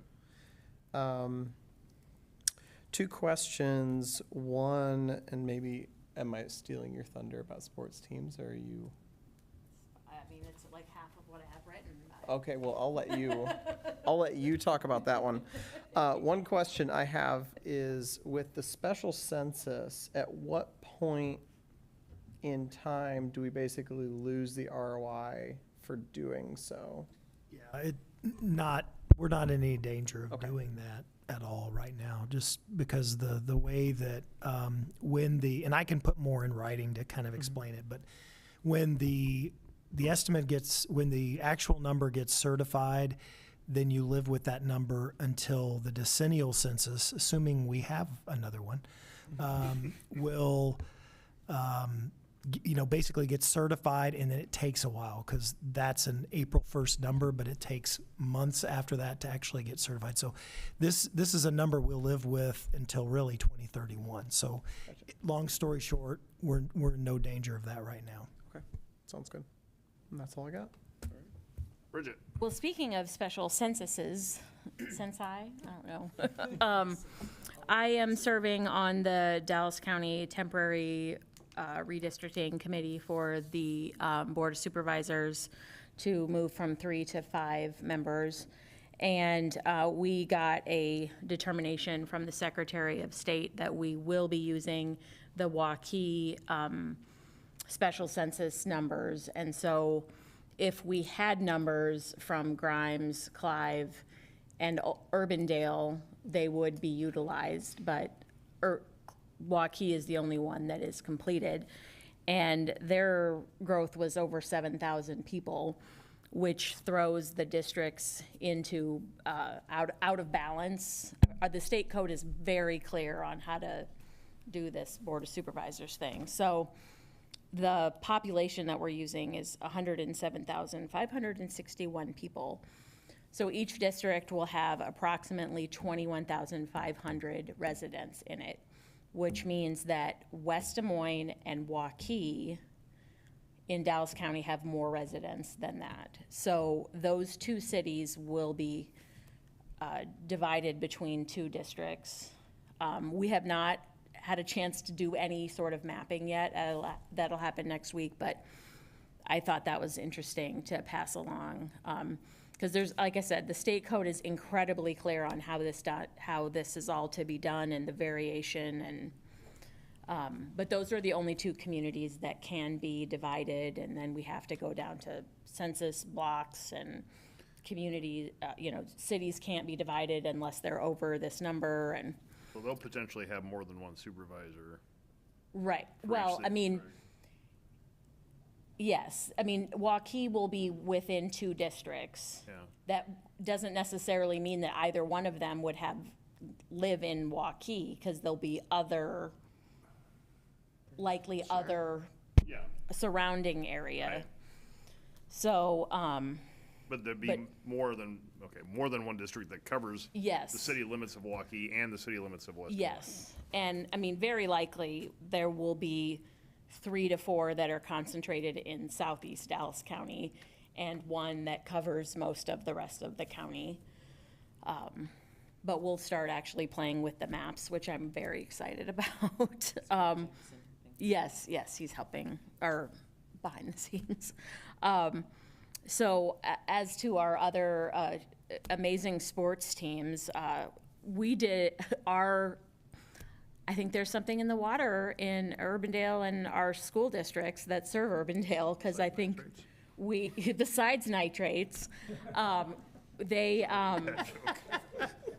the Waukee Northwest girls, led by at least 3 members from Urbandale who were on the all-tournament team, Josie Jones, Romy Crowett, and Lindsay Shane, won their class tournament. I know the boys in 4A, I think, won. Valley and Johnston played in the finals, which all have students from Urbandale. The Northwest Co-ed tennis team won the state tournament and both got first and second, led by Urbandale resident Kellen Crowett, whose sister was on the soccer team. So, we got a lot of talent in Urbandale for our spring sports. I'm just really proud. I went to start congratulating all the teams on social media, and it's a lot of them, not just our Urbandale boys, which is awesome. But that's my 2 cents on that. And we got some DART meetings this week. Yep. What's new? And Bob's going to be speaking at the Urbandale Chamber on behalf of DART tomorrow. I appreciate you doing that. I think that's all I've got. Okay, great, thanks. Pat? I'll just run through a couple of things that didn't get mentioned yet. Party in the Park, July 13th was June 13th was fantastic. just as per usual, and they brought in that ice cream truck from Indianola. Oh, crushed Oreo cookies, it's amazing. I really appreciate all that the city has done to kind of support the irrigation ban. That's really important. And it's also important that we do our best over time to inform the public about why that is. And it's not about golf courses or even necessarily our lawns. There's a lot of upstream nitrates going straight into our rivers and streams through tile lines, and that's a big driver of this. And we need to get that message out eventually. The Walnut Creek Watershed Management Authority has kind of completed their strategic plan. They're going to be voting on it in July. I've got a copy of it. I'm going back through it. It doesn't look dramatically different from the past draft that I've seen so far, but I'll let you know if I see anything in there. But overall, I think there's a lot for us to work with, and we have a large footprint in Walnut Creek, so we'll be wanting to work with that. So speaking to that point, I'm hoping that sooner rather than later, we can figure out how to find real opportunities to do that rewilding piece. That rewilding piece that young man presented is really about putting in prairie plants with their deep roots, their water absorption and cleansing capacities, amending our soils, and those are kinds of things that the EPA has a calculator for, and it's kind of an equivalent piece of storing back water. So the more we can do that, the better off we're going to be and the less we'll have to spend on concrete.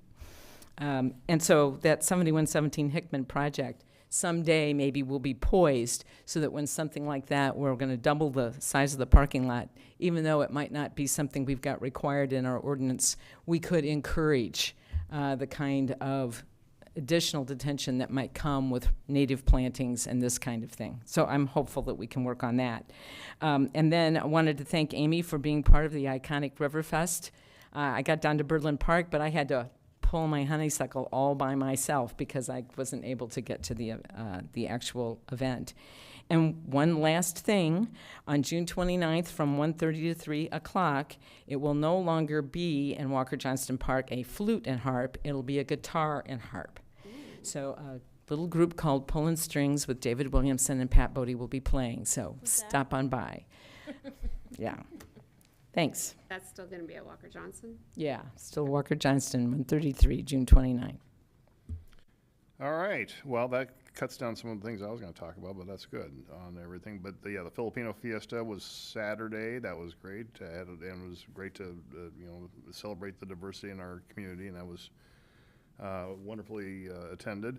I do want to mention a couple of council members who passed away recently. Obviously, you know about Mike Carver, and Mike was a longtime Urbandale resident and also a longtime council member. But also Doug Getter served on the council in the late 2000s. And after he served, he moved out of the community. He was a former school board member as well. So lived in Urbandale for a long time, but then relocated to Webster City after he served on the council, and actually served on the council and became mayor of Webster City after that. So Doug was a great person, and I just saw that he passed away recently as well. So I wanted to mention that. We've talked about leadership Urbandale. That was great. Next, strategic planning.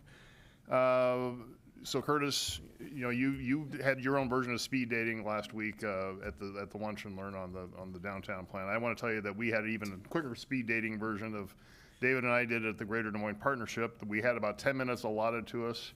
They were running over, and we had about 4 minutes to present on Urbandale. 3.5, yeah. So we crammed in a lot at the Greater Des Moines Partnership, but I think that was very well received for the time we had allocated, what we presented. What can you tell us what the point of the just to give 10 minutes and that was reduced to 3.5? Just giving a background on Urbandale. It was just a mini status report on Urbandale. They do it for all the different communities in the region. So bragging rights essentially. So we talked about downtown plan. We talked about our tax levy. We talked about I'm trying to remember what else we talked about. Public safety, and so we just try to hit a few key points to present to the group. Intergovernmental cooperation, right, with Clive, and that resonated well too. So, and obviously I sit on that board as part of our contribution to the Greater Des Moines Partnership. And this year, I'm sitting on the executive committee for that. They rotate the mayors of West Des Moines, Ankeny, and Urbandale every third year. I sit on the executive committee as well. So this is my year to serve on the executive committee. We had a Metro Coalition wrap-up meeting today. Sat through at least part of that. I had a conflict, so I was able to at least sit in on the first 30 minutes. The good news is I'll be serving as vice chair, assuming I get reelected in November. But so I wouldn't be vice chair until next year. So, but the bad news is our levy for that will be going up because of our contract with the Cornerstone was approved at a higher rate than what it currently is. So, but I think the consensus of the group was Cornerstone is doing a very effective job in representing cities in the Metro Coalition. So I think David would probably concur with that. That our participation in the Metro Coalition is still very valuable. So Is Des Moines a member of that? No. No, okay. so, but I will. Be a member of the League of Cities. Yeah. So Mayor Kavanaugh from Dubuque will be the incoming chair, and I'll be the incoming vice chair for that. And so I'll be serving in 2027, I guess, would be when I would be the chair of that. The flip side of that is my term on the League of Cities would be expiring at the end of this year, and I have decided not to re-up for the League of Cities. So there will be, if anybody wants to run, any of you are eligible to run for the League of Cities board. So if any of you have an interest in the League of Cities, by all means reach out to the league. And I just don't have the time or the bandwidth to do that. That one is a pretty heavy lift. It's a 4-hour meeting, usually almost every month.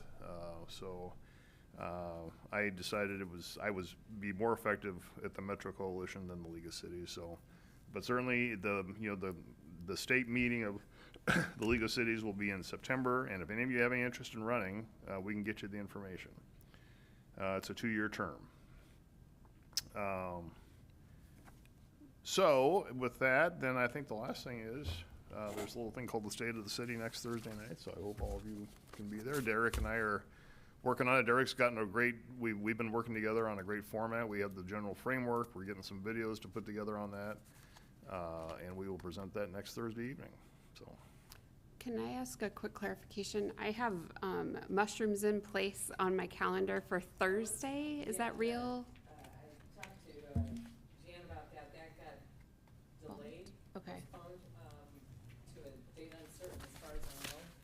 The electrical work was kind of the responsibility of the artist and fell down on that part of the job. I guess I moved it. Okay. That's fine. I'll just remove it from my calendar.